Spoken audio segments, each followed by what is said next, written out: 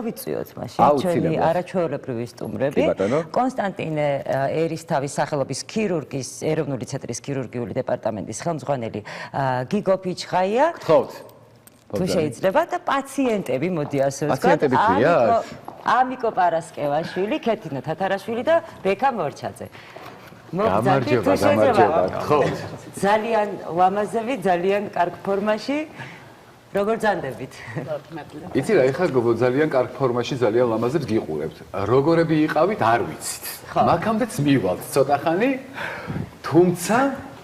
თუმცა მე ფუტკუჩები ძალიან მიყვარს და ისეთი ფუტკუნა ადამიანები ძალიან მომწონს და გარეგნობაზე საერთოდ არ არის საუბარი. გასაკვირველია, რა თქმა უნდა, უბრალოდ ალბათ როგორც მე ესე გამხდრემაც უხებს, ვიღაცას აწუხებს ზედმეტი წონა. შეიძლება არც გაწუხ, მე მყავს ერთი მეგობარი, რომელიც საკმაოდ ესეთი ჭარბი წონა აქვს, მაგრამ ისე უხდება, ის გამხდარი არ იქნება ისეთი. არიან ეგეთები, კი, მეც ვიცი რამდენიმე ესეთი, რომ ვერ წარმოგიდგენია.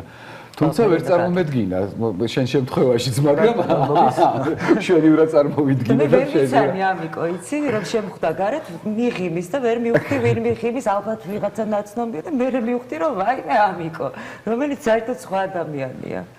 ხო, რაღაცნაირად იცვლება, ხო, ცხოვრებაც ის. კაი, მაგ ცოტა ხანში მივდგეთ ამ საკითხებს და მანამდე გიგოსგან დავიწყოთ, რა არის ბარიატრია. საერთოდ ეხლა საუბრობდით, რომ კი, გაგვიგია ჩვენს გარშემო, აი მეგობრები არსებობენ, ვილაპარაკია მათთან, რა ეს გავიკეთე, ეხლა ესე ვარ, აუ ამდენი დაიკელი, იმდენი დავიკელი, ამდენ სჯამ, არ ვჯამ, მაგრამ საბოლოო ჯამში აღმოჩნდა, რომ არც თუ ისე კარგად ვერ ყვევით ამ საკითხში.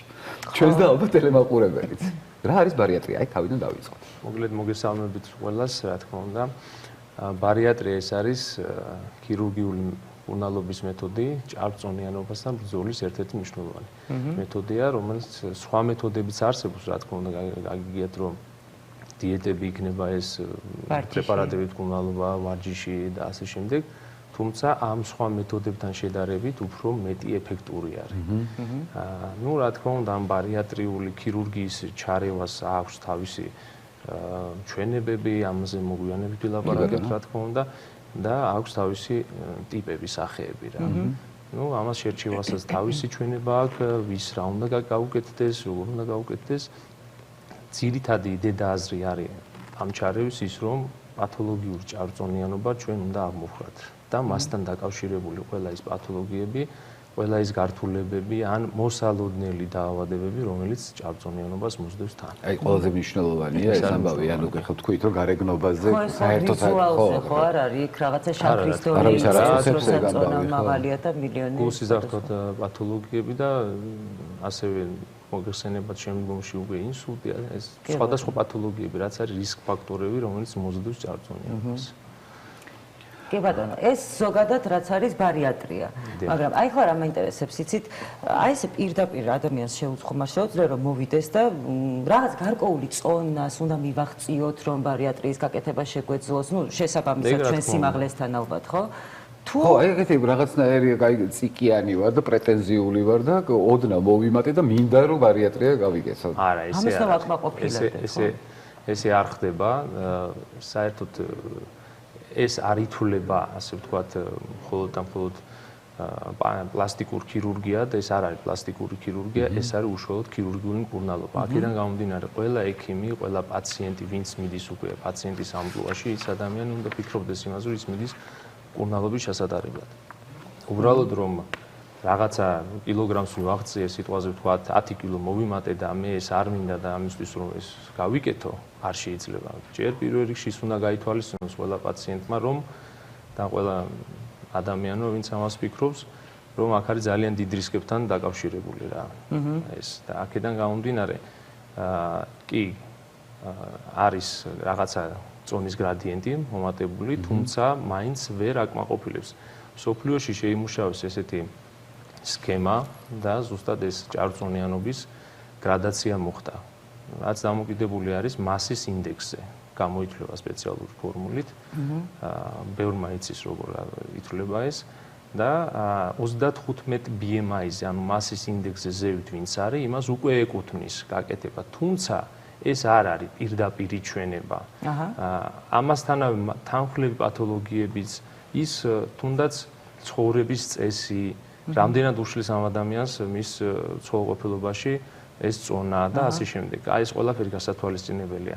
ამიტომ პირდაპირ მე მინდა რომ გავიკეთო, ესე არა. თუმცა ყოლიათ პაციენტი, რომელიც აი ესე მოსულა დაჟინებით ითხოვდა რომ მინდა გავიკეთო ოპერაცია და არაერთი ყოფილა, ბევრი. კი, ყოფილა, რომელთანაც აი ზუსტად ეს იქამდე მიდის, რომ ფსიქოლოგიის ჩართულობა აუცილებელი, ჩვენ ქირურგები არა მარტო ქირურგიულ მხარეს, არამედ ფსიქოლოგიურადაც მაგვირდებით პაციენტს, რომ მოვა საუბარს დაიწყებს უკვე რამდენად იმაზეც ვფიქრობ, რამდენად არის მზად, ჭირდება თუ არა, თუ არ ჭირდება ეს და ვცდილობთ რომ უფრო სწორ გზაზე დავაყენო, რომ აი ქირურგია არა, მოდი გააკეთე ეს. ჯერ ეს ცადე, ეს ჯობია, იმიტომ რომ არა გაქვს იმდენი წონა, არ გაქვს თანხლები პათოლოგიები და ასე შემდეგ, არ ჭირდება ეს, გააკეთე სხვა გზას ურჩევთ ხოლმე, მაგრამ არის ისეთი სიტუაციები, როდესაც თვითონ მოდის პაციენტი და გვეუბნება, რომ დავუშვათ მოდი ან ბაიპასი გამიკეთე, ან მაგალითად ცოტა ხანში ვილაპარაკოთ რა სხვაობები არის, ხო, ეს გვაინტერესებს ძალიან. მაგრამ აი ფსიქოლოგია ახსენე და ამიკოსთან უნდა გადავიდე კითხვით აუცილებლად ჩვენ ვისაუბრია ამ თემაზე და აი შენ თვითონვე აღნიშნე, რომ რაღაცნაირი ფსიქოლოგიური მომზადება სჭირდება პოსტოპერაციული დახვედრა ამ ყველაფერს ჯანსაღად და აი მინდა რომ ამ თემაზე ვილაპარაკოთ, რამდენი კილო დაიკელი, მოდი მაგით დავიწყოთ ჯერ და მივიღოთ მე აი შენი ფსიქოლოგიური მომზადების თემა. 180 კილო მაქვს დაახლოებით დაკლებული 1 წლის განმავლობაში. თითქმის 1 მე. კი ბატონო, 1 შენ. და კი შენი ფოტოა. კი. ნუ მართლა სხვა ადამიანი ხარ. ხო, და მინდა რომ რაღაცა ეს პლატფორმა გამოვიყენო იმისთვის, რომ სწორად გაიგოს ყველამ, რომ ვისაც ეს გზა აქვს არჩეული, რომ თქვათ მარტივი ესე არ ჩანს რა, სხვისი ცხოვრებით აი უცებ ფოტოს დებენ, რომ ეს ვიყავი და ეს გავხდი, ამას ამბები რაღაცა ახლავს თან რა. აი რა. პირველ რიგში მზაობა უნდა გქონდეს, ეს რომ გახდომა მინდა კი ყველას უნდა, მაგრამ ამაზე მნიშვნელოვანი არის, რომ აი ის ეტაპები, რაც ან ოპერაციის დღიდან შემდეგ, თუნდაც ის 2 თვე პირველი 2 თვე რაც არის ძალიან მნიშვნელოვანი გასავლელი გაქვს, აი ეს კარგად უნდა გაიარო იმ ექიმთან ერთად, იმ ენდოკრინოლოგთან ერთად, ვინც ამ პროცესში იქნება ჩართული. რაც ფიქრობ, რომ დიდი ან დაახლოებით 80% ალბათ ოპერაციის მიღმა ეს არის რა ეს ამ პროცესში, რომ სწორად დაგეგმო შემდეგი მკურნალობა რეკომენდაციების სწორად გაითვალისწინოს ოპერაციის შემდეგ მოხდეს სწორი რეაბილიტაცია. და შესაბამისად აი ის რომ ჭამ ოპერაციამდე ყველაფერს აკეთებ, ნუ ფსიქოლოგიური ამბავი არის ის, რომ ვიღაცა რო გეკითხება აი დიდი წონა გაქვს, მოდი ხო რივარჯიშება რაღაცა 20 კილო მაქვს და ანუ შეთავთანაც არ ტყდები, რომ რეალურად წონა გაქვს რა და ესაა ძალიან მნიშვნელოვანი რაღაცა უნდა აი ჩემ შემთხვევაში ყო აი რაღაცა ერთ დღეს მივხვდი, რომ არა 20 არ მაქვს დასაკლები, ბევრი მაქვს დასაკლები, ამაზე მაქვს სამუშაო, მაგრამ ეს მუშაობის პერიოდიც რო დავიწყე ენდოკრინოლოგებთან სხვადასხვა კლინიკებში სიარულით რაღაცა მე ეს ვცადე, მივხვდი ეს გზა გავიარე, ვიდრე ოპერაციამდე მივიდოდი. პირდაპირ არ მივარდი, არა, ბევრი მკურნალობელ შედეგი ფიზიკურად ვერ დავინახე, ამ 3 კილოს დავიკრებდი, მე მევიტყოდნენ რომ აი რაღაცა მიცი ეთყობა არ ღვევდი და არ და პატიოსნოდ 2 თვე რაღაცა ვიდიეტე, წამლები, მედიკამენტები მივიღე, შედეგი არ მაქვს, რაღაცა 3 კილო დავიკრები. ხო, თან ნამდვილ სიარული მოძრაობა ჩემთვის არ იყო, ამ ყველაფერთან ერთად მე ეს მოძრაობა და ჩემი ზარმაცი არ ხარ და ასრულებდი ყველაფერს. და შესაბამისად, ხო, აი ოპერაციამდე ძალიან მნიშვნელოვანი რომ ეს ყველაფერი უნდა ცადო, ვიდრე აი უცებ всё, ხვალ ვიკეთებ ოპერაციას, გამხდარი ვიქნები, არა.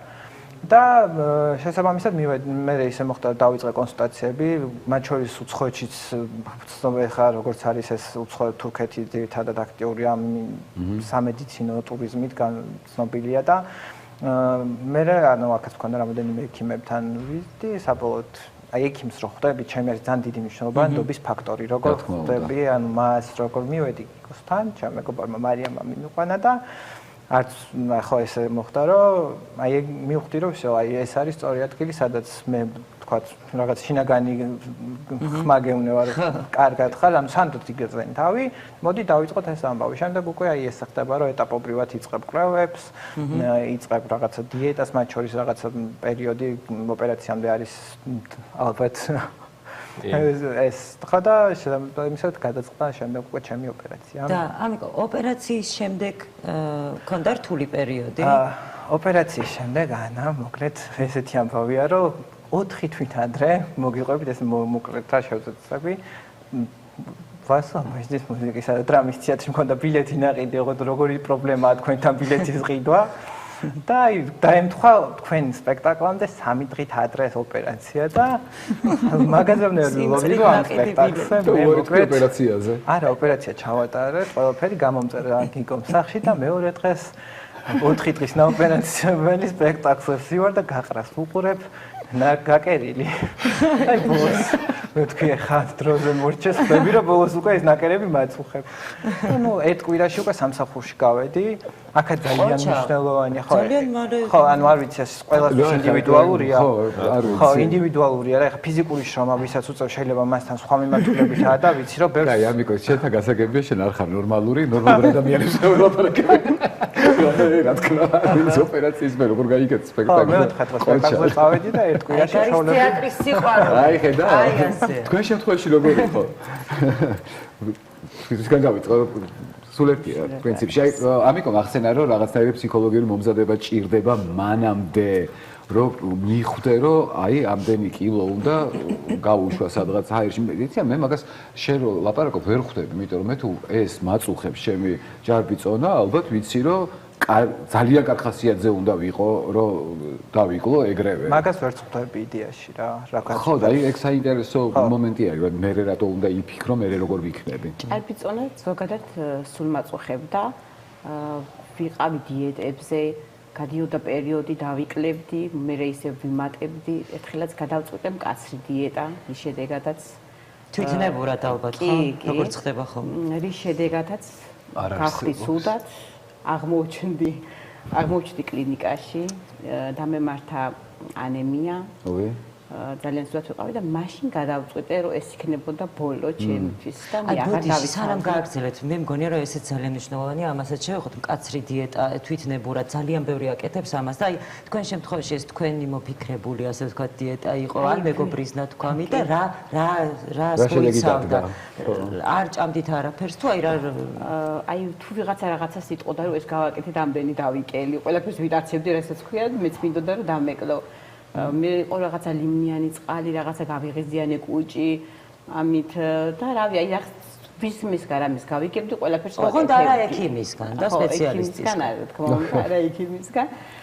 და მე გადავწყვიტე, რომ ეს იყო ჩემთვის ბოლო ამ ანემიას რომ მე განიკურნება, მე მივალ და გავიკეთებ ოპერაციას. გავიდა რამდენიმე პერიოდი, მივმართე გიგო ექიმს. და გავიკეთე ოპერაცია, რის შედეგადაც დავიკელი 40 კილო. მქონდა კიდევ პრედიაბეტი კი ვიყავი უკვე. ეს წონის წონაც ალბათ კიდევ უფრო ხელს უწყობდა, ხო? კი, რა თქმა უნდა. და მას შემდეგ ვარ ოპერაციის მერე ვარ, რა თქმა უნდა, სრულიად ჯანმრთელი, ყველაფერი იდეალურად და ბედნიერი. და გიგო ექიმის დამსახურებით. რა მაგარია, მე დარწმუნებული ვარ, კიდე ძალიან ბევრი ადამიანი ყავს გაბედნიერი. თქვენ შემთხვევაში როგორ იყო ფსიქოლოგიური მომზადება? პრობლემა მქონდა სულ, რაც თავი მახსოვს პრობლემა მქონდა, ვერ ვიკლებდი ყველანაირ დიეტა ვცადე.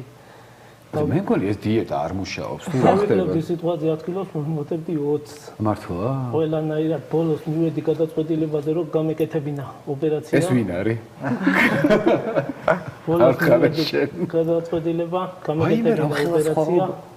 გავიკითხე, მივეკითხე ბატონ გიგოს, გავიკეთე 6 თვის წინ ოპერაცია, 65 კილო მახტაკლებული. რამდენი ხანი გაიკეთე? 6 თვის წინ. თქვათ ახალი ამბავია, ხო? რამდენი დაიკელით ბოდიში? 65 კილო. მერთო ჩემო.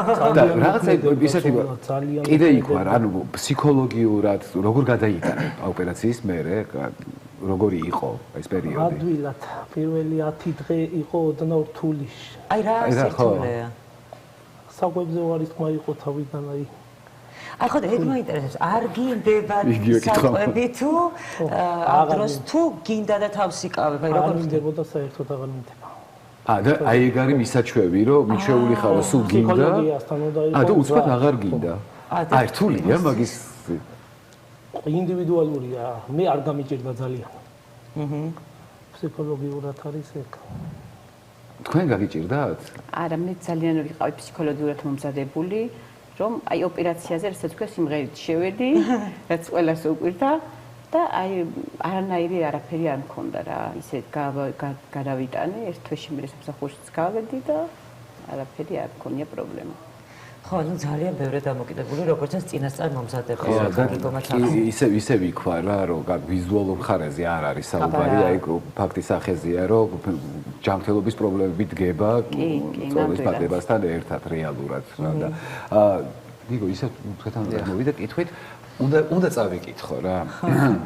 ესე იგი სლივ გასტრექტომიას როგორ? მოხელა სიტყვა.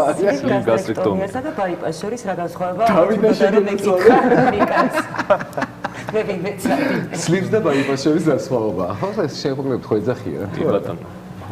პირველ რიგში ვიტყვი ესე მოკლედ რომ ბარიატრიული ქირურგიის სახეების მიხედვით არის რესტრიქციული და მალაბსორბციული. ანუ რას ნიშნავს?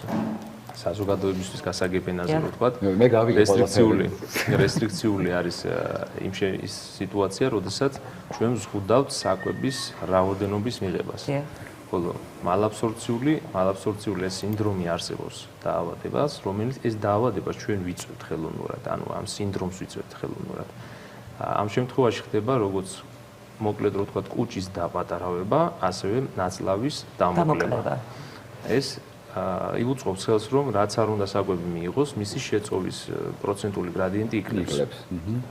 თუმცა აქ გასათვალისწინებელია ისიც, რომ ამ შემთხვევაში ბაიპასის დროს შიმშილის შეგრძნება მეტი აქვს, სლივის დროს ნაკლები აქვს. და შესაბამისად საკვების მიღება იქ მეტი ხდება, თუმცა აქაც უკვე ერთვება პაციენტის მხარე. პაციენტის ფსიქოლოგიური მხარე რამდენადაა განწყობილი. ნუ შეიძლება ახლა თავიდან უწევ როგორც აი შუქი გამორთო და მიხვალ და რაღაცა აინთება, გინდა ნაშეხედე, ადრე ღებულობდი, ახლა ვერ ღებულობ, თვალს უნდა ასე რომ ვთქვათ, მაგრამ ორგანიზმს არა. თუ ეს მომენტი გადალახა პაციენტმა, მაგ შემთხვევაში უკვე ორივე ბარიატრიული ჩარევის დროს საუკეთესო შედეგი დგება. დამოკიდებული არის თვითონ პაციენტის მზაობაზე, ასე რომ ვთქვათ. რაც შეეხება განსხვავებებს, ანუ ეს ტექნიკური მხარეები. შემდგომში უკვე რაც ფიზიოლოგიურად მიმდინარეობს ორგანიზმში, ეს ცოტა რთული და გასაშიფრი თემა არის. ყველაზე მნიშვნელოვანი ის არის, რომ ბაიპასი უფრო მეტად ყურადღებას მოითხოვს შემდგომში პაციენტის მხრიდან, უფრო მეტ ასე ვთქვათ, აი უფრო მალე ჭირდება ანალიზები, უფრო ხშირად ჭირდება გამეორება ამ ანალიზების ნახვა უნდა აუცილებლად, იმიტომ რომ არ ხდება იმ მნიშვნელოვანი ნივთიერებების შეწოვა საკვებიდან, რაც ორგანიზმს ჭირდება რა. შესაბამისად, შემდგომში რო არ განვითარდეს ნეიროპათიები და სხვა პათოლოგიური მდგომარეობები, ამისთვის ჭირდებათ ხშირი ვიზიტი ექიმებთან.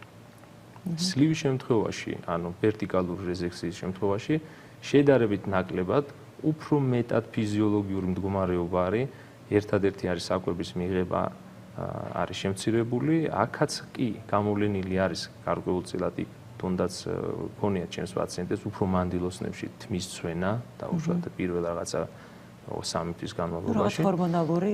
ხო, აიქ ვიტამინები აკლდება ასე შემდეგ, მაგრამ ამისთვის არსებობს ენდოკრინოლოგი, მიდიან იმასთან და შემდგომ უკვე ენიშნებათ შესაბამის პრეპარატები, იუსებენ ამ პრეპარატებს და ის შიმშილის შეგრძნებაც კი უკვე უქრებათ.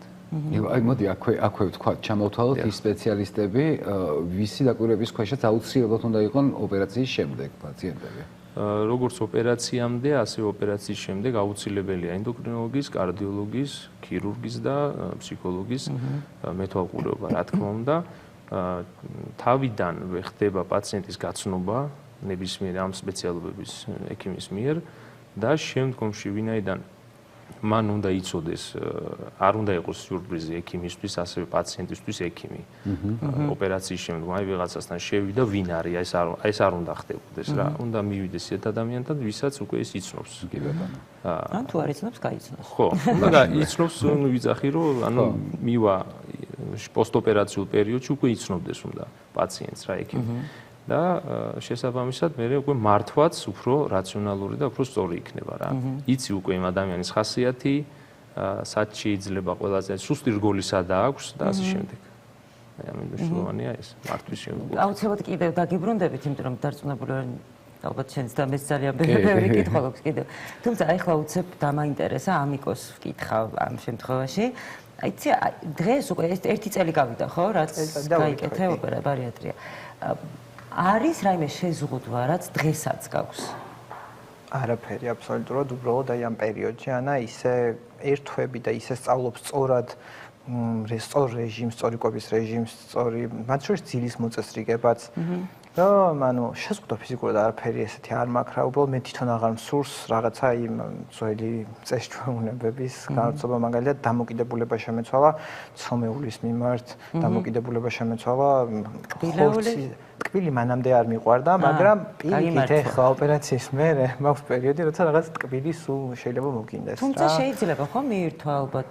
აი ნამცხრები და ხო, შოკოლადის. ხო, ეგეც საინტერესოა.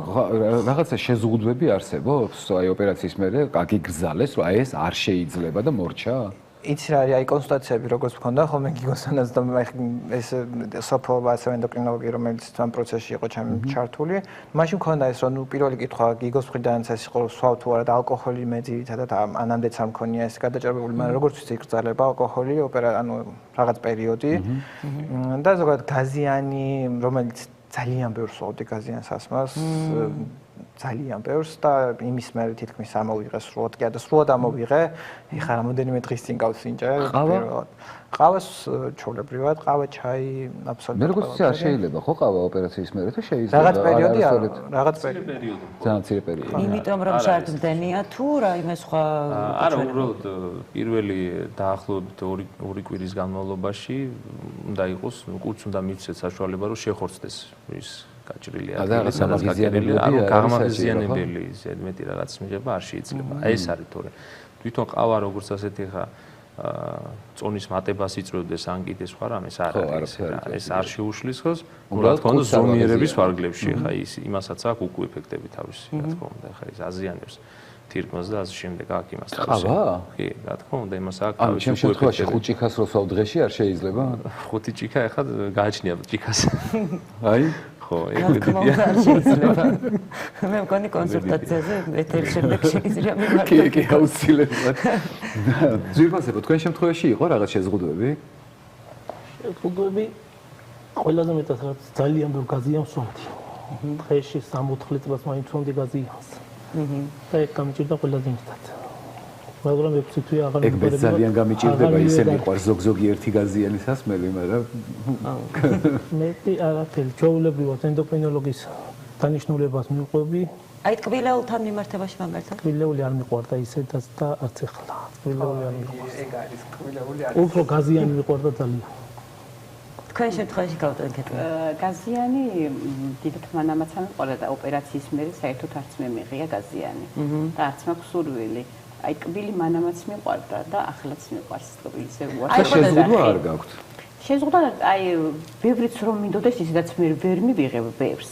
რაოდენობა რაც არის ახლა ყავასთან პატარა მიყოლებული შოკოლადი და რაღაცა მე შეიძლება ხო რაღაც ესე იგი არ ვიკრძალავთ ისე ანუ არ ხო არ არის ეს რა გზავა აი როგორც პაციენტი დღევანდელი გადმოსახედიდან რო აი რაღაცა მათ შორის ცნობილი სოციალურ ქსელების TikTok-ში რო გამოდიან პაციენტები ყოფილი ანუ ყველგან ოპერაციები და რაღაცა მოწოდებებით გამოდიან ანუ არ არის შენ თავს სწავლობ ამ ოპერაციის მერე რა თქმა უნდა ექიმის დანიშნულებას უნდა გაყვე მაგრამ აი ის რო რაღაცა ცუდად გაგხდის რაღაცა და გაზიანებს ანუ უბრალოდ ეს ნაბიჯი იმიტომ გადადგი იმიტომ მიიღე ამ ხელგადაწყვეტილება რომ ის ძველი წესჩვეულებები და რითიც ცხოვრობდი და აღმოჩნდა რომ არასწორია რაღაცნაირად დაძლიო შესაბამისად ეს აი იმიტომ რომ ეს ოპერაცია არის აი ფსიქოლოგიური მომენტი ძალიან დიდი რა ძველ რაღაცებს გაჩვევს და ანუ ის რაღაცები რო გავიწყდება იმის ხარჯზე რომ ვიზუალი გეცვლება ყოველდღიურად ანუ ვერ წარმოგიდგენია შენი საკუთარი თავი ის რაც იყავი აი დღეს ის არ მახსოვს მაგალითად და შესაბამისად ხო არის ესეთი მომენტებიც რა რომ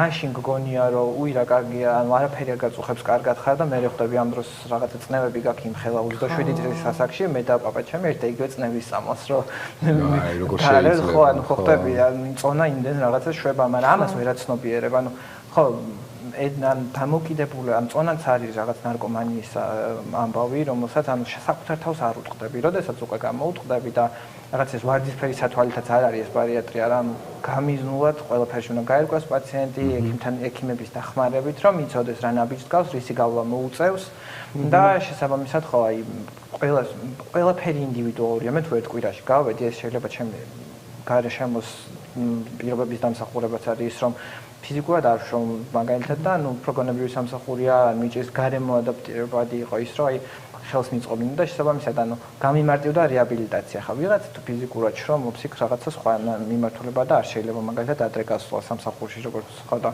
შესაბამისად აი ყველაფერი აბსოლუტურად ამ ოპერაციაში არის ინდივიდუალური თავის მოვლა სისხლის გამათხა ანუ აბსოლუტურად ყველაფერი არის ინდივიდუალური და ესე მოწოდება რომ აი მე ჩემი შედეგით ხო მე დღეს ბედნიერი ვარ არ მახსოვს სველის მათ შორის საკუთარ თავს ხვანაირად სწავლობ გიყვარდება რაღაცა შენი თავი პატივის ცემა გიჭდება ეს არის რა ჩემს შემთხვევაში აი ჭარბიწონის პერიოდი რომ ახსენდება სხვანაირად უყურებ საკუთარ თავს ეხლა არის სხვანაირი გადმოსახედიდან ბევრი რაღაც სურვილი გიჭდება უფრო შრომის უნარიანი ხდები და ხო აი ბევრი პროცესია რასაც ადამიანი გადის ამ პერიოდში რა ყველას ჩართულობით რა თქმა უნდა და ზონაზე სტაბილურად ხარ ერთ და იგივე ზონაზე კი მე ხო სტაბილურად უკვე 1-2 თვე არ დამიკლია ძალიან მიხარია რეალურად იმიტომ რომ უფრო აღარ გჭირდება და შესაბამისად სტაბილურად ჯერ რაღაც წელიწად-ნახევარი გრძელდება ისედაც კლება მაგრამ აი ესე რომ წარმოიდგინე ხო მაგხომე პერიოდი დიდი ხანი გრძელდება კლება მით უფრო სტაბილურია შემდეგ ხო მართალია და არის სტრესება ორგანიზმი ხო ეხლა მაინდა მაინც შეეჩვევა ამ მდგომარეობას რა თქმა უნდა უკეთესი არის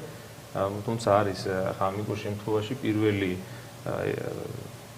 2 დღე იყო კლინიკაში ოპერაციის შემდგომ და გავიდა 8 იცონა უკვე 6 კილო დაკლებული და არა ნორმალური თქო ხო 2 თვეში დავიკელი 50 არა ესეც და ცოტა ისიც უთხარი რომ არ არის ესე არ გინდა ესე ძალიან სწრაფად იმიტომ რომ ამ დროს ყველაზე მეტად იტვირთება ღვიძლით ირკმელი იმიტომ რომ უნდა გაფილტროს ცხიმები იქნება იქ იშლება და ძალიან ბევრი ტოქსიური ნივთიერება გამოიყოფა აქედან გამომდინარე ეს უნდა გაფილტროს ყველაფერი ხო და არ არის სასურველი ერთიანად დიდი წონის კლება არიან პაციენტებიც ეხლა მოკლედ ვიტყვი იმას რომ აი ზოგიერთ აი რატო დავიკელე 7 კილო და უნდა მეტი მინდოდა რაღაცა რაღაც პირველ რაღაც პერიოდში და ნუ სიმშვიდე უნდა შეინარჩუნონ არ არის ეს ტრაგედია იმიტომ რომ ორგანიზმმა თვითონ იცის რა დროს რამდენი უნდა დააგდოს რა წონა ასე რომ ვთქვა როგორც არ დასტრესავს თავის თავს ორგანიზმი და შემდგომ უკვე წონის კლება და საბოლოო შედეგი რაც დგება ესეც უკვე ორგანიზმზეა დამოკიდებული რა თქმა უნდა იმ ხელშეწყობასთან ერთად რასაც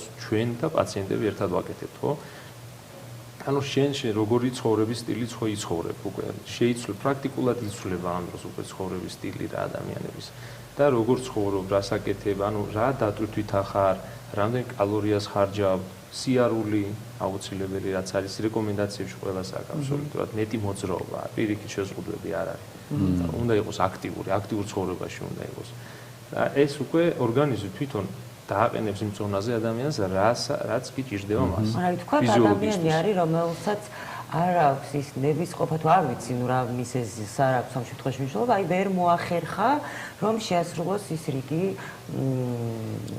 რეკომენდაციები რასაც ექიმი აძლევს და თუ ყოფილა ესეთი შემთხვევა რომ თქვა ისევ აკრიფა წონა თავიდან და კიდევ მიუმართავს ბარიატრიისთვის არ ვიცი კი არის ესეთი რაღაცები არის უბრალოდ აი რომ ვერ შეასრულა სრულად და რაღაცა ესე არა ყველა ასრულებს კიდევ ვიტყვი იმას რომ ქირურგიამდე შედის ის პაციენტი რომელმაც უკვე ფსიქოლოგიურად მზად არის რა ყველა ვარიანტში ისინი ის პირველი პერიოდი ასრულებენ ძალიან კარგად ყველაფერს აღწევენ სასურველ შედეგს გამორიცხულია რომ არ მიაღწიოს სასურველ შედეგს მიაღწევს და რა თქმა უნდა ის ასურველი შედეგი დგება კიდევ და კიდევ იმ რეკომენდაციების შემდგომ რაც უნდა გააკეთოს მან რომ მიაღწევს ამ შედეგს ნუ ზუსტად ის არის რომ ეს სლივ გასტრექტომიის შემდეგ არის რაღაცა მითი დადის რომ აი 2-3 წლის მერე ის იმატებს ბაიპასის დროს არ მოიმატებ ბაიპასი ჯობია ეს არ ჯობია არ არის ესე რა ბაიპასის დროსაც იმატებენ ხალხი კიდევ ვიმეორებ იმიტომ რომ მნიშვნელობა აქვს შემდგომ როგორ იქნება აი სიტუაცია როგორი ცხოვრობს რა ისევ თუ გადააჩვევ ორგანიზმი ისევ თუ ნელ-ნელა მიაჩვი უკვე სიტუაციაზე ვთქვათ დღეში ღებულობდი 200 გრამს საკვებს რაღაცა კალორიით კარკული კალორიით და მე უკვე მიიღე უფრო მეც ნელ-ნელა მოუმატებ ან ჯერადობას ან რაღაცას ხო მოუმატებ უკვე ნელ-ნელა ისევ წონას აკრიფავს და ყოფილა გაგვიკეთებია ბარიატრიული ოპერაციები რა თქმა უნდა შერჩევითად ესეც და იქაც შეგვირჩევია რომელ კონკრეტულ პაციენტს რა ჭირდება. ყოფილა პაციენტი მოსულა ის სლივია გაკეთებული დაუშვათ და მეუბნება რომ ისევ სლივი მინდა გავიკეთო. მეშინია ბაიპასის, მაგრამ გადავხედეთ მაგის იმ წარსულ ცხოვრებას ასე რომ თქვა როგორ გაიარა ეს პერიოდი და რა რის გამო მოიმატა ამ შემდეგ ვეუბნებით, რომ არა, თქვენთან ეფექტური ეს არ იქნება, ჯობია გაიკეთოთ bypass. Bypass-შიც არის რაღაცა სხვაობები, რა თქმა უნდა და ვარჩევთ სპეციალურად მისთვის აუცილებელ ტიპს. ეხლა მონდომებული პაციენტებისთვის რაღაცნაირი რჩევები მინდა მოვისმინო. რამდენად უკუჩვენებები აქვს თუ არა ბარიატრიას? უკუჩვენებები და ხო, რა უკუჩვენებები შეიძლება იყოს? უკუჩვენებები, რა თქმა უნდა, არსებობს, ანუ უკუჩვენება როდის არ შეიძლება გაკეთდეს, ანუ ესე რომ ვთქვათ, არის ისეთი მძიმე გულსიზრდათა პათოლოგიები, რომლის დროს საერთოდ სხვა ნებისმიერი გეგმიური ოპერაციის გაკეთებაც კი არ შეიძლება, მაღალი რისკის გამო დაუშვათ. არსებობს გადატანილი სიტუაცია, ვთქვათ, აქვს იშემიური ინსულტი, ან თუნდაც ჰემორაგიული ინსულტი გადატანილი აქვს და ამ რის გამო გადაიტანა, რა მიზეზით იყო, ამასთან დიდი მნიშვნელობა იქცევა. იმიტომ რომ შემდგომში პოსტოპერაციულად ისედაც მოგეხსენებათ არის გართულების რისკებში ერთ-ერთი ყველაზე ცუდი რისკი რაც არის თრომბოემბოლია და შესაბამისად მისი კი პროფილაქტიკა რა თქმა უნდა ყველაფერი ტარდება, მაგრამ ამ რისკებიდან გამომდინარე უკვე თუ არსებობს მისი ფონი ძალიან მაღალი, რომ აქ უკვე ისედაც რისკია, არ ბარიატრიაზე საერთოდ არ არის აქ საუბარი, პირიქით ნებისმიერ ოპერაციაზეც უკვე უარს ვეუბნებით, რომ აქ სარისკოა ეს. ყველა პაციენტი, ვინც შემოდის ახლა ჩვენთან, როგორც ჩემთან, ასევე ენდოკრინოლოგებთან და სხვა სპეციალისტებთან, ჩვენ ვხდებით ერთად და ხდება ამ პაციენტის განხილვა, ასე რომ ვთქვათ. და იქ ხდება მისი შერჩევა, პირდაპირ ჭირდება თუ არ ჭირდება და რა ჭირდება.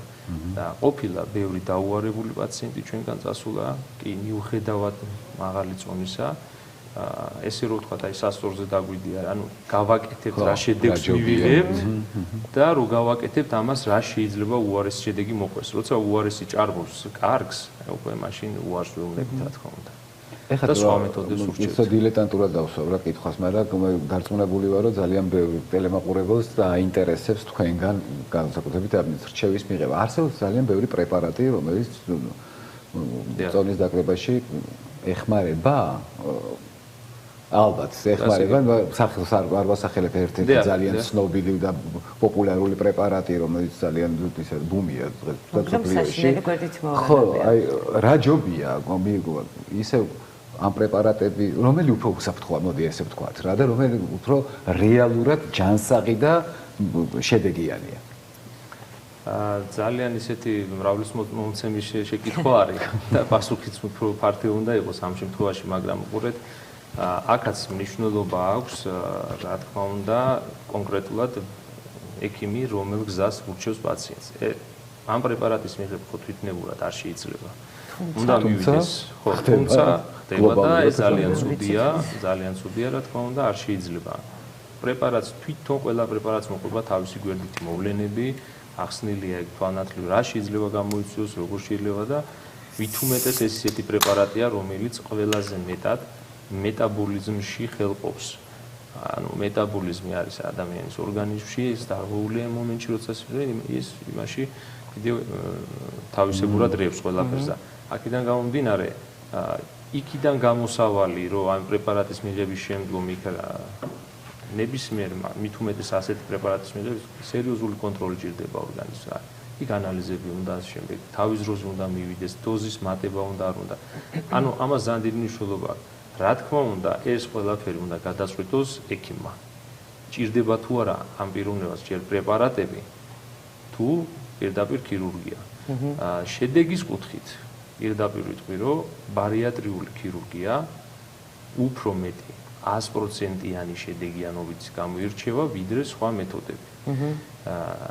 კი პრეპარატებიც რა თქმა უნდა აძლევენ საშუალებას, ის დიეტები ყველაფერი, მაგრამ ამ შემთხვევაში უკვე შედეგი უფრო კაი იქნება. და კიდევ ადამიანებს გვაქვს დიეტის ახმა გვაქვს ცოტათი არასწორად. ჩემი აზრით ვამბობ, დიეტას პირდაპირ გულისხმობ შიმშილობას. და შიმშილობა დიეტა არ არის. არა, რა თქმა უნდა. მართალია, იმიტომ რომ ჩემი უძვირფასესი მეგობარი ლაშა უშავასთან ჩემი საკუთარი შვილი მყავდა, იყვანი რომელსაც აწუხებდა, მოცეკვავია და ოდნავ მოიმატა და იმდენი დაუნიშნა საკვები, როცა იგით ხანი და მართ ამდენს ვერ შევჭამე თქვა. აი იყო დიეტა, რომ ძალიან ბევრი იყო. ხო. რა თქმა უნდა, სწორ კვებას და სწორ დიეტა არის სწორი კვება. დროული და სწორად შერჩეული საკვების რაციონი რა. დიეტა არ არის შიმშილი. ზოგს გონია რომ რაღაც თავის სიტუაციაზე ვთქვათ, პორს ამოიღებს, ცომელს ამოიღებს და ამით მიიღებს შედეგს. ნუ ეს არ არის რა სწორი მიდგომა. და ზუსტად ამ დიეტის უკუშე ეფექტიც გაგიგიათ ბევრი რა დავიკელი 5 კილო ბოლომდე 10 მე სხვა არ გამიგია მაგალითად. ეს არის ორგანიზმის პასუხი რა და სწორი პასუხიც არის. იმ დიეტის დროს ადამიანი კარგავს მისთვის აუცილებელ ნივთიერებებსაც და შემდგომ უკვე როცა წყვეტს ამ დიეტას მორჩმე ახლა კარგად დავარ უკვე თხოვს შიმშილის შეგრძნებით. მეტი ახლა ბუდიში და ეს რაღაცა დაჩიკი არ ვიყენია ვში რომ გითხრას C ვიტამინი გვაკლია ან რაღაცა გვაკლია არა ხო არის ესე რომ პირდაპირ გეუბნია მშია მე რეგულობს საკვებს რაღაცა კარკული რაოდენობით ის რაც ჭირდება ორგანიზმს იქ არის მცირე და უფრო მეც გთხოვს კიდე უნდა კიდე და ამასობაში უკვე ეგრეთ წოდებულ საწყობში ცხიმებში მიდის ჩვენი დასაწყობლები ყველაფერი საწყობლები კარგად ეხლა პრეპარატებზე საუბრობდით მახსოვს რომ ცოტა ხნის წინ თქვით ხო თქვენ ახსენეთ ხო თქვენ დიეტებში პრეპარატებიც იყო ხო ნახსენები ექიმის რჩევით ღებულობთ ამ პრეპარატებს არა მეგობრების რჩევით რა თქმა უნდა აი ეგე თუ არა რამე უკუჩვენებები ქონდა ამ ყველაფერს კი ერთ პერიოდი იყო წნებები მაგრამ რო დაგვქონდა წნებები მქონდა და მივხვდი რომ ამ პრეპარატების განიყო და მოვეშვი რა თქმა უნდა მალე. და აი ბარიატრიის შემთხვევაში გიგო მახსენდა თორცებით მის ცვენა ხო ძალიან ხშირ შემთხვევაში აი თქვენ შემთხვევაში თუ იყო. კი გამცივდა თმა, მაგრამ მალევე წამომივიდა მე მიმართა ენდოკრინოლოგს დამინიშნა ვიტამინები და მალევე წამომივიდა ეს. ხო, ანუ ეგეთ საშიში არაფერი, ხო, იდეაში. ისე ეხლა ძალიან ისე რაღაცა დილეტანტურად უნდა ვთქვა, მაგრამ ჩემი პირადი წარმოსახვა და წარმოდგენა არის, რომ რაღაცა პრეპარატი არსებობს, კაცმა არ იცის ჩემთვის უბრალოდ არ ვიცი შიგნით რა არის. ეს ორგანიზმში შედიან, დადიან, იქ რა საკეთებენ არის და რომ ამას ხვდები რაც არის, კუჭი არის, ეგე კუჭი, ეგე კუჭი. ხო, აი ძალიან მარტივია რა, დიდი იყო და ხა პატარა. ამდენ ჭამდი, ამდენ ჭამე. არავის არ აუხსნია. მარტივად ხო? არა, მარტო ამას ხედავ და იმას ვერ ხედავ. ხო, აი ხა იცით რა მაინტერესებს ქალკეთინო თქვა ეს თმის სვენასთან დაკავშირებით თქვენ ახსენეთ და აი თქვა სანამ ამ ოპერაციას ამ ქირურგიულ ჩარევას მიმართავთ ხო ვიღებთ ძალიან ბევრ საკვებს სხვადასხვას და სხვადასხვა ნივთიერებებს შესაბამისად იღებს ორგანიზმი და ვიტამინებს ხო რაღაც პერიოდი როცა აი ახალი გაკეთებული რა ოპერაცია ხო ყველა ვარიანტი უნდა შევამცირო თუ უფადა რაღაცები არ გვინდება მცირდება ავტომატურად შესაბამისად ეს ნივთიერებები რაც საჭიროა ორგანიზმისთვის ამას ვეღარ ვიღებთ ხო აი ამ შემთხვევაში რა ხდება როგორ უნდა აანაზღაუროს ორგანიზმმა მედიკამენტით ხდება ეს თუ დანამატებით ხდება ძალიან კარგი შეკითხვა რა თქმა უნდა ეს დანამატებით უნდა მოხდეს მისი ანაზღაურება არსებობს სპეციალური დანამატები უკვე ბოლო წლები არის გამოშვებული არსებობს ბარიატრიისთვის ვიტამინები ცალკე კომპლექსები არის პაციენტებმა ჩემზე კარგად იციან სად რა როგორი იმიტომ რომ ისე არიან ჩართულები და მიღება ხდება ნუ აიქაც არის აუტანლობა ზოგიერთ საკ რაღაცას ეხლა ვთქვათ შეიკები არის რომელსაც მიიღებს და რაღაცა გემო არ მოეწონება ან კუჭი გაუღიზიან ან რაღაცა მე როგორც სხვაზე გადადის ესეც უკვე ზუსტად ამისთვის არის საჭირო ექიმი ამ შემთხვევაში არის ექიმის ზამკვლევი პაციენტისთვის ენდოკრინოლოგი თუნდაც ქირურგი ჩემთანაც ბევრს მოუმართავს უკითხავს და სწორგზაზე დაგვიყენებია რომ მოდი ესე გააკეთე ეხლა შეცვალე ცილოვანი დიეტიდან გადადი ამაზე დაუშვათ დიეტა რა ანუ სწორი კვება ასე ვთქვათ და უკვე ეს შედეგებიც კარგი დგება.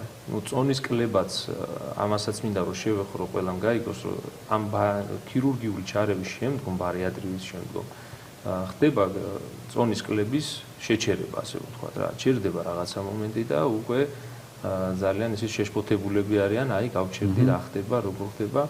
ანუ ესეც არის ორგანიზმის ესეთი პასუხი და რაღაცას გატყობინებს ამით, რაღაცა მიაკლდა და აღარ უნდა იმ საწყობიდან იმის აღება, მოკლედ ვთქვათ, და იქ არ არის ის რაც იმას ჭირდება. მიხვდა იმას, იქ არ არის და აღარ უნდა რა დააგააჩერა. ესე რა ადამიანურ ენაზე გავიდი ახლა ყველაფერი. და აქედან გამომდინარე უნდა ჩვენ უნდა მივაწვდით, როცა ჩვენ მივაწვდით, მე რაც იგდებს ისიც მოაკლდება, იმასაც აიგდებს. საწყობიდან წამოიღებს წამოიღებს კიდე. აქვე ვიკითხავ რა, პროტეინი რა შუაშია, ვერ ვიხდი რატომ არის აუცილებელი, მე მაგალითად ვარჯიშის დროს ვიღებდი პროტეინს და რატომ? პროტეინი ეს არის ცილა, აუცილებელი არის ჩვენი ორგანიზმისთვის ნებისმიერ სიტუაციაში ჩვენ მოძრაობთ, საუბრობთ, ძინავს, უმოძრაოდ ვართ. ორგანიზმი მოიხმარს დიდი რაოდენობით პროტეინს, ну, გარკვეულ ყველა ფაზაში სხვადასხვა რაოდენობას, რა თქმა უნდა. საშენი მასალაა პირველ რიგში და ნებისმიერ ფიზიოლოგიურ პროცესში არის ჩართული. ისეთი ნივთიერება არის პროტეინი. როდესაც წონის კლება მიმდინარეობს, აუცილებელი არის პროტეინების მიღება, იმიტომ რომ ცხიმში პროტეინის რაოდენობა იმდენი არ არის, რა რაოდენობაც მას ჭირდება თუნდაც ცხიმის დაშლის მომენტში. გაიგე, პროტეინი ჭირდება ბევრი. ხო. აქვს სახში თანხა. ხო, მაგრამ პროტეინი წონის მატებას არ იწვევს ეს. არც კლებას და არც მატებას, ხო? კლებაში ხელს შეგიწყობთ იმ შემთხვევაში თუ თქვენ ხარჯავთ კალორიულ ამ ცხიმებს და ზედმეტ წონას, ანუ ზედმეტ კალორიებს როცა ხარჯავ პროტეინებს მიტოვებულობენ. და იქ დანამატებია შემდგომში მოხსენებათ ზოგიერთი სპორტსმენები, ბოდიბილდერები მაგალითად იღებენ იქ დანამატებთან ერთად ღებულობენ. ის დანამატები ისე არ შეიცვალება თუ პროტეინი გარკვეული პროცენტობა არ არის. გასაგებია. ამიტომ აქ იმ პროტეინებს დანამატები. აი ერთ პატარა კითხვასაც დავსვავ რა. ხო, მაყურებლისთვის რომელმაც შეიძლება გადაწყვიტოს ბარიატრია და ეზარება მე პოსტოპერაციული ექიმებთან სიკვდილი. რა სიხშირით მიმართავთ კონტროლზე, მე კონსულტაციაზე ექიმებს. პირველად ოპერაციის შემდეგ 2 თვის მანძილზე 3-4 ჯერ ვიყავი ანალიზებზე. ბევრი არაფერი? 6 თვის შემდეგ და შემდეგ 6 თვეში ერთხელ გადამოწმება. ანუ აქ ისეთი კატასტროფა არ არის, ხო? ანუ ჩვეულებრივი ამბავი ყოფილა და რაღაც განსაკუთრებული, რაც ნორმალურმა ადამიანებს უნდა გავიკეთოთ. ძალიან დიდი მადლობა, ძვირფასებო, მადლობა. რომ იყავით ჩვენთან ერთად, იმიტომ მართლა ბევრს აინტერესებს ეს თემა, ძალიან მნიშვნელოვანი არის და მნიშვნელოვანი სწორი გადაწყვეტილება მიიღონ ადამიანებმა, ვისაც აწუხებს თავისი ჭარბი წონაც და წონის ნაკლებობა. არა, მაშინ.